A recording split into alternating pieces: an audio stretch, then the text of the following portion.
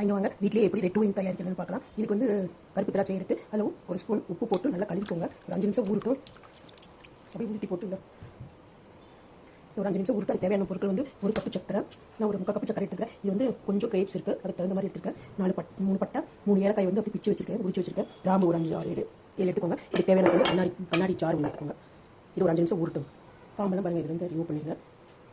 இது ஒரு உப்பு தண்ணியில் ஒரு 5 நிமிஷம் ஊறினா அதில் இருக்கிற ஆளுக்கெல்லாம் போய்ட்டு அடிப்படாத கிரேப்ஸ் எடுத்துக்கோங்க. இல்லை சொத்தை அடிப்படாத நல்ல கிரேப்ஸாக எடுத்துக்கிட்டிங்கன்னா நல்லாயிருக்கும். நான் கொஞ்சம் தான் இது பண்ணுறேன். நல்லா க்ளீன் பண்ணிக்கோங்க. ஒரு 5 நிமிஷம் அப்படி இருக்கட்டும்.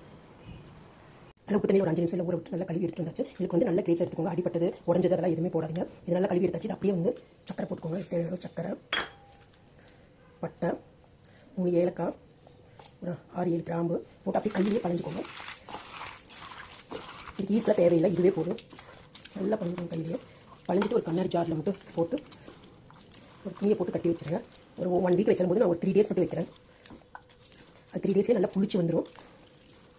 அங்கே எவ்வளோ சாறு இருக்குன்னு பாருங்கள். நல்ல கிரேப்ஸாக எடுத்திங்கன்னா அடிப்படாத எடுத்திங்கன்னா இதுலேயே எவ்வளோ சாறு இருக்கும். நல்லா பழஞ்சிக்கோங்க.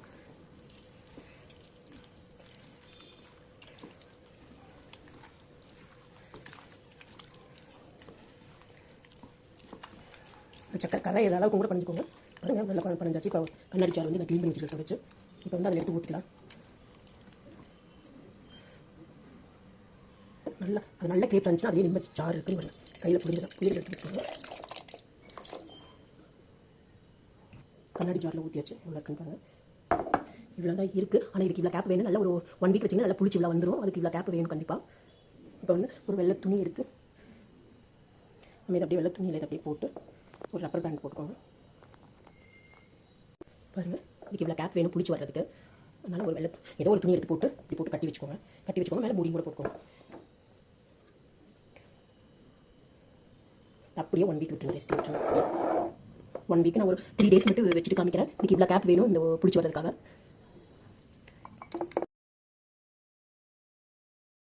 வாங்க, இப்போ கிரேப் ஜூஸ் வந்து ரெடி ஆயிடுச்சு. இது வந்து நான் 3 டேஸ் வச்சுருக்கேன். நல்லா புளிச்சு வந்துருக்கு பாருங்கள். புளிச்சிருக்கு. நம்ம இதை ஃபில்டர் பண்ணிக்கலாம். இப்போ நான் 3 டேஸ் நல்லா க்ளோஸ் பண்ணி அப்படியே ரெஸ்ட்டில் விட்டுட்டேன். நல்லா பாருங்கள் எவ்வளோ புளிச்சு வந்துருக்குன்னு. மேலே கிரேப்ஸ் எல்லாம் வந்துச்சு. கீழே வந்து ஜூஸ் மட்டும் ஃபில்டர் ஆகி நிற்குது. இதை நம்ம ஃபில்டர் பண்ணிக்கலாம். மேலே வந்து அந்த ஒரு கிரேப்ஸோட கலர் பாருங்கள் எப்படி இருக்காங்க. அப்படியே ஓப்பன் பண்ணிக்கலாம்.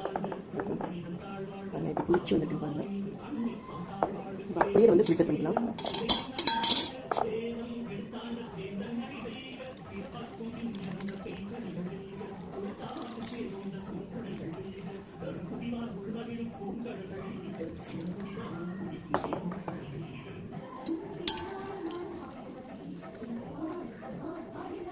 த்ரீ டேஸ்லேயே இது ரெடி ஆயிடுச்சு பாருங்க. ஜூஸ் கிரேப் ஜூஸ் ரெடி ஆயிடுச்சு.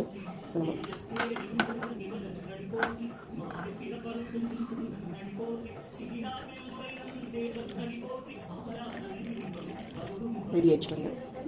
டெய்லி கொஞ்சமாக இதில் எடுத்துக்கலாம். சின்ன டம்ளர் தான். ஈஸியாகவே நம்ம தயாரிக்கலாம். ஒயின் இதை கிரேப்ஸ் ஒயின் ரெட் ஒயின்னு சொல்லலாம்.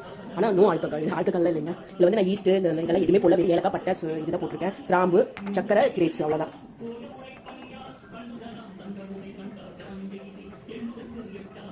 ரெடி ஆயிடுச்சு. நீங்களும் ட்ரை பண்ணி பாருங்கள். ஓகேங்க, பாய்.